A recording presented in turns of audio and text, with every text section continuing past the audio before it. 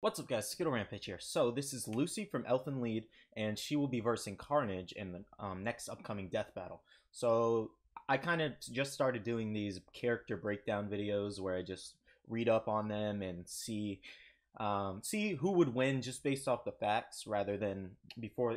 I try to just put this out before they put out the video of them doing the research. Like, they do more extensive research than I do, but I kind of just like to sit back and read it and just take the time. I haven't seen Elfen Lead, but it sounds so familiar for some reason. I don't know.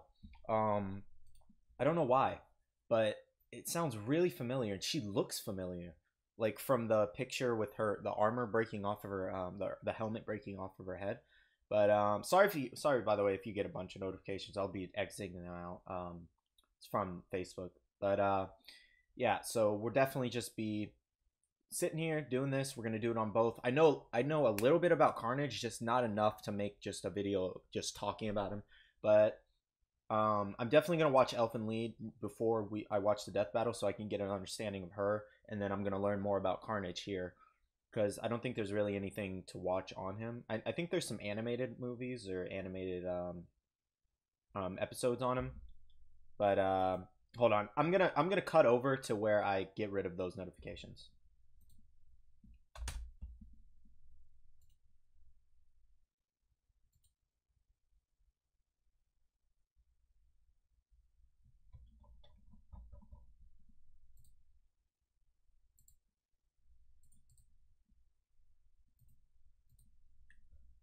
Okay, guys, sorry about that. I got rid of those notifications. I deleted the post. Okay, so Lucy, let's see. Lucy is the main character protagonist and anti-heroine slash anti-villainess of the Elfen Lead series. So, okay, so it's a series. So how many? I saw there's 13 episodes. So is it just talking about that? Or hopefully either it'll tell us or tell me down below. Okay, so she's assumed to be 15, but by manga, but 18 anime. Okay.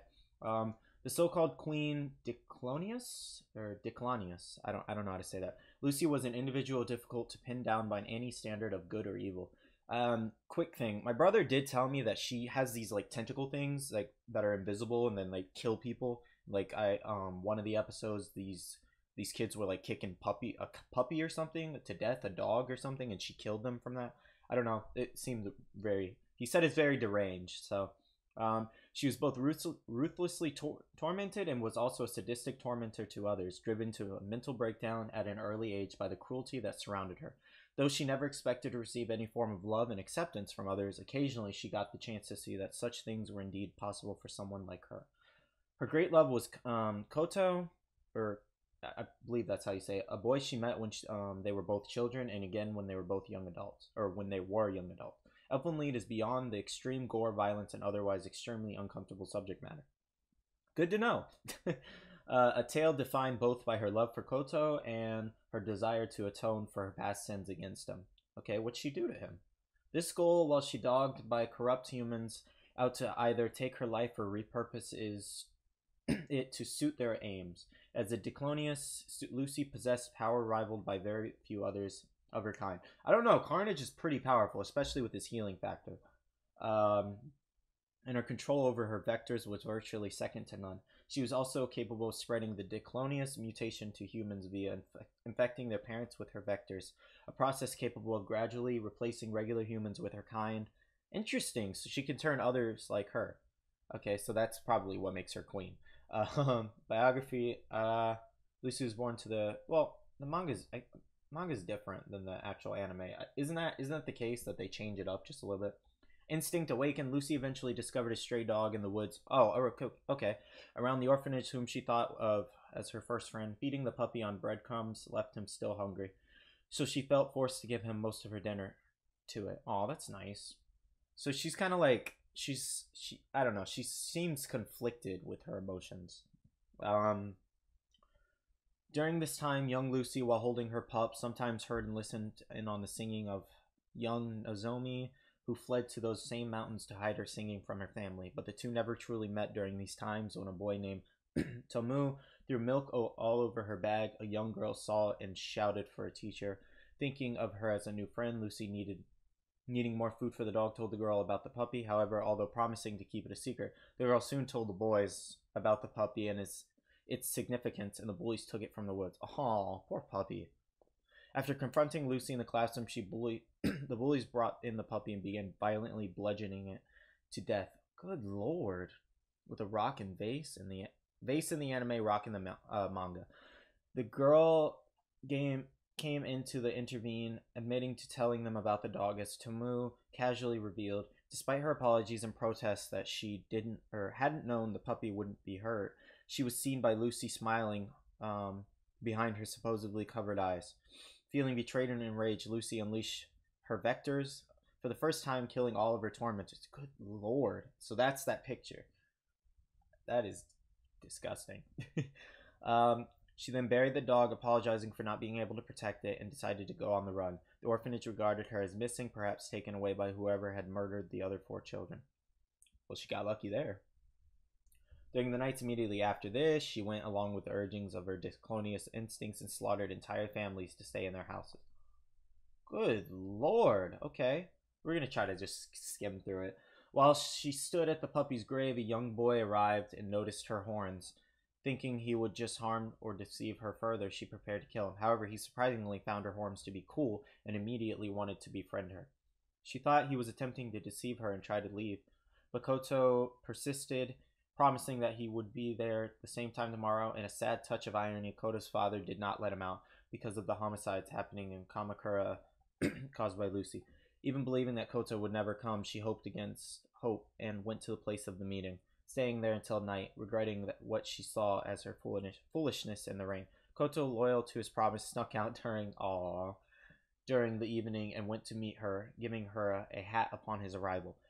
The hat not only hid her horns, but was the first actual gift she'd most likely ever received. They agreed to play together, and the next day, Koto only came 3 days later because of his father's fear of having a serial killer in the neighborhood. Since it was the final day of vacation and there had been no murders in the past 3 days, his father acquiesced and let him go out. Of course, because she finally found a friend, so she stopped killing people. Personality, here we go. Lucy suffered from dissociation. Sorry, guys, if you guys want to reread that, there's just a lot to read, so I'm just trying to get through certain parts, aspects, because I can learn about this in the anime. So, Lucy suffered from dissociative identity disorder and had developed up to 3 different and distinct mental personas over the course of her life. Okay, so Cade / Lucy's default persona. So Cade is another personality, basically. Is a middle ground between the personalities of Neo and the voice. Oh, Neo's a personality as well. Okay. So they're not different people. Since others discriminate against her, Lucy is quiet, withdrawn, and guards her emotions carefully in response to the bullying from her classmates. Neglect from the child welfare workers in charge of her in the absence of her parents. Though she understood the other miserable children in the orphanage were using her to forget their misery, she's shown wondering why they have to treat her in such a way just because of her horns. The bullying left its mark on her interactions with others by leaving her puzzled about how to return the kindness. I'd imagine just getting bullied as a child, especially getting left by your parents and all that. Since Koto was the first person to show her kindness, Lucy's feelings about him were deeply affectionate and intense. So there's 2 sides to her. There's one that's deeply affectionate and one that's, like I said, intense. Really intense. After witnessing her dog's murder at the hands of the orphanage bully, she began to develop a deep hatred of humans. Okay, we got that. Okay, Neo personality. In Lucy's words, Neo is the kind of woman she would have been if she hadn't been born with horns. So Neo's the nice one. She's the normal one, I'm assuming. Which led to Koto and Yuka naming her Neo. Okay. DNA voice. It cannot be confirmed from evidence in the series whether or not this personality, supposedly the voice of Lucy's disclonious DNA, actually existed or was merely the embodiment of the young girl's profound alienation and pain. Interesting. So they're both basically kind of symbiotes in a way. Relationships to other characters between personalities. As noted elsewhere, on most occasions, Lucy followed the directives of the DNA voice with so little hesitation they often may as well have been the same personality. When Lucy showed resistance to the voice's ideas, the entity was not above deception, persuasion, and possibly seizing control even before the manga's end. When Lucy realized it had done so, Lucy regarded the voice as a tool till it forcefully showed it thought of her in the same way and with better cause. Okay. With Yuka, there's so many personalities. Vectors, here we go. Vectors range 1.4 meters before the start, 2 meters before, 5 meters worldwide. Strength, very robust. According to Nana, enormous, enough to destroy the whole Earth at the end of the... Good lord. That's... I don't know. If she can destroy the whole Earth just from her strength, that's ridiculous. Speed unknown, above the average of a Diclonius, which I'm going to have to look that up, see what that is. Vector special abilities, cell reconstruction and restoration, giving a healing ability. Ability to use vectors in the sleeping state as Niu, but they are far weaker.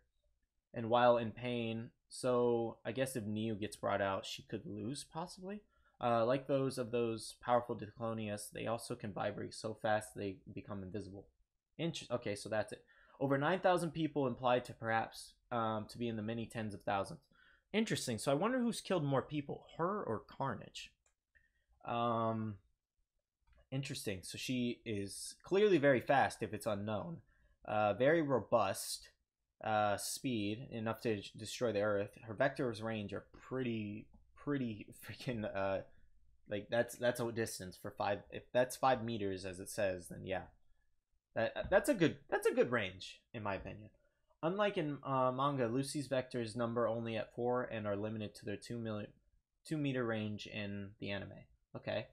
So 4, but that's still a lot. But Carnage can spread out like a lot.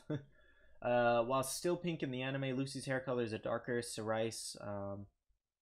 Lucy's age is shown briefly in the anime screenshot. Okay. I don't think weight and size will come into factor if they both have special abilities. Trivia. So that's pretty much it on her. With her vectors and everything, that's pretty much her ability, vectors. And she seems pretty strong, and they both, Carnage and her, seem to share the bloodshed ability, so they will not hold back. So I'm going to switch over to Carnage, and then most likely after this video is made, I might do an update video after watching the anime and tell you guys who, if I change my mind on Carnage. But I'm going to go over to Carnage's page, and I'll see you guys in a second. What's up, guys? So this is Carnage, Cletus Cassidy, as you guys know. So I know a little bit about him.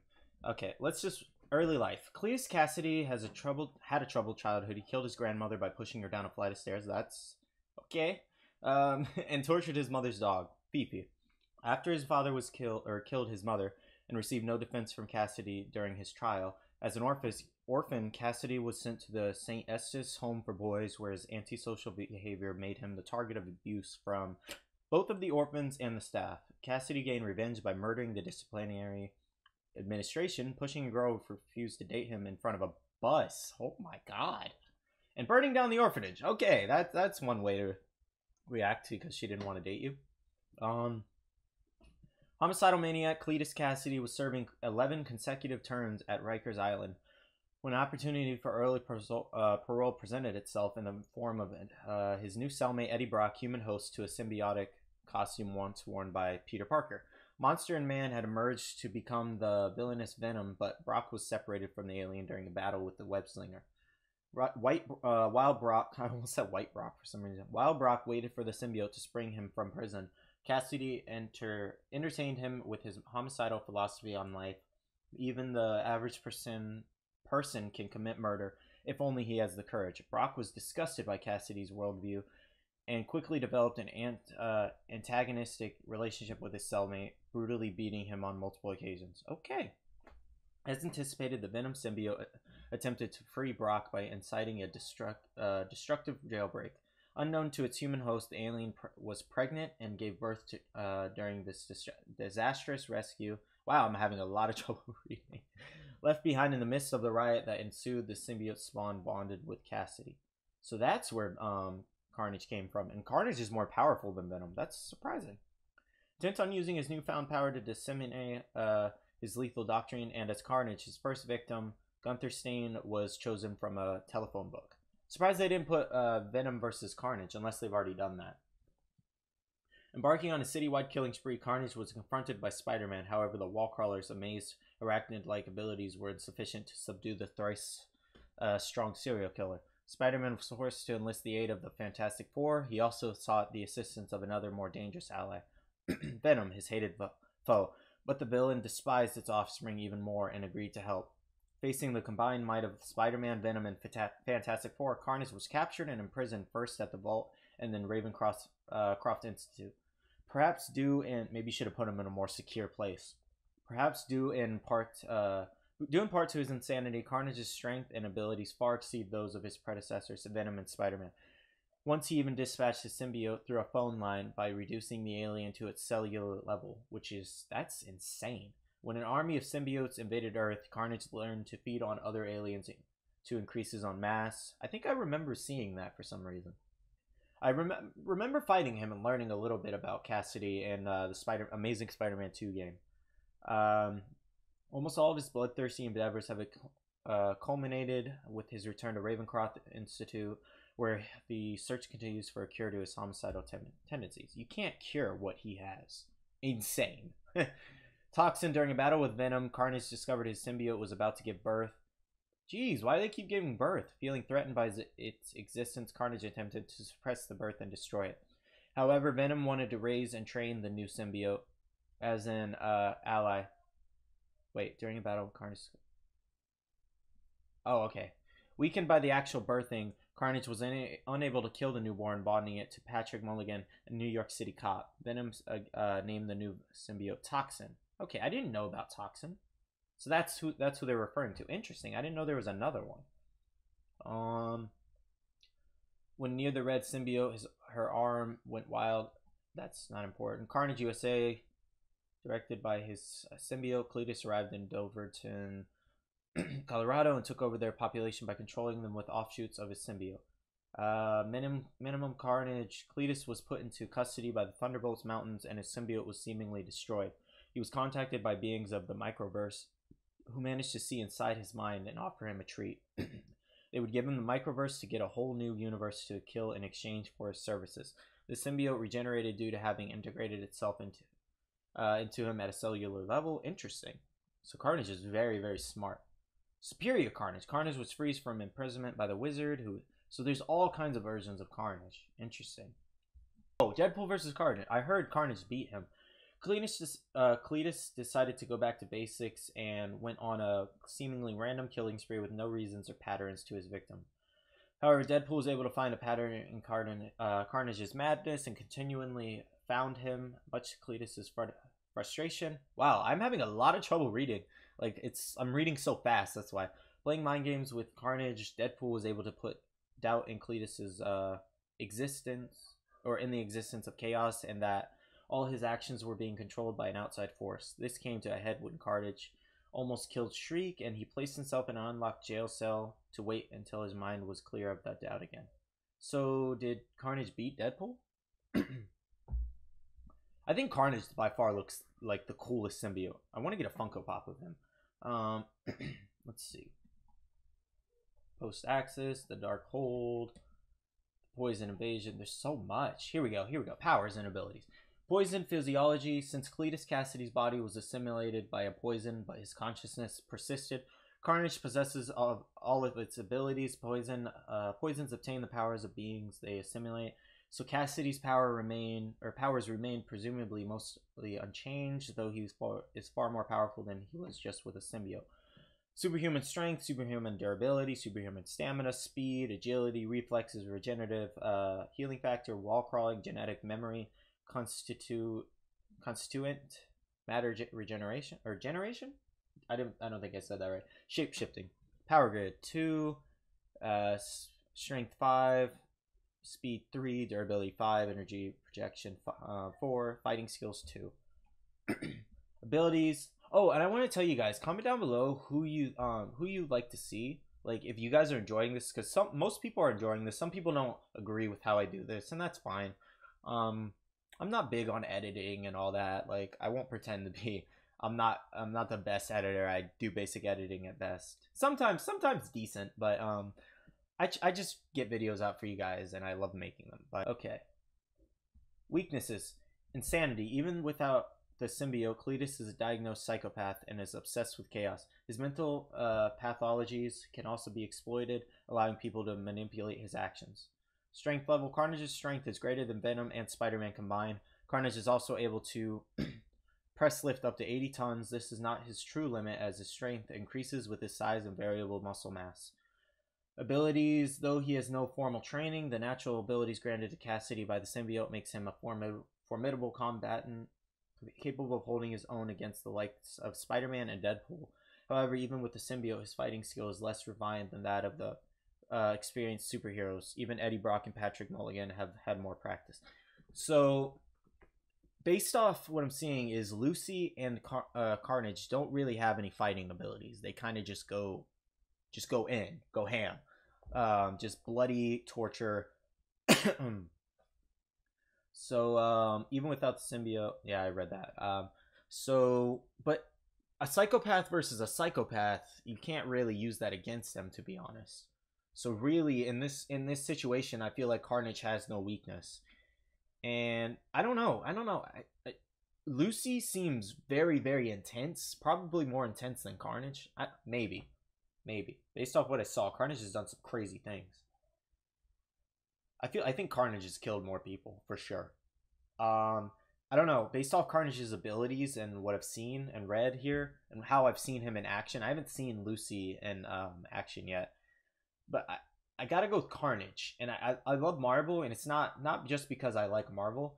I'm just going based off here, based off what I've seen and his strengths, because he just seems. She can't use his weakness against him, which is him being insane. So you can use that against him, because she's insane herself. I don't know. I'm in the middle, really, but I'm leaning more towards Carnage a little bit. But also Lucy, if that makes sense. So I'm kind of in the middle right now. I don't really have an answer for you guys until I watch the anime and learn more about Carnage. But that's pretty much all I got for you guys. Sorry if this video is a little long.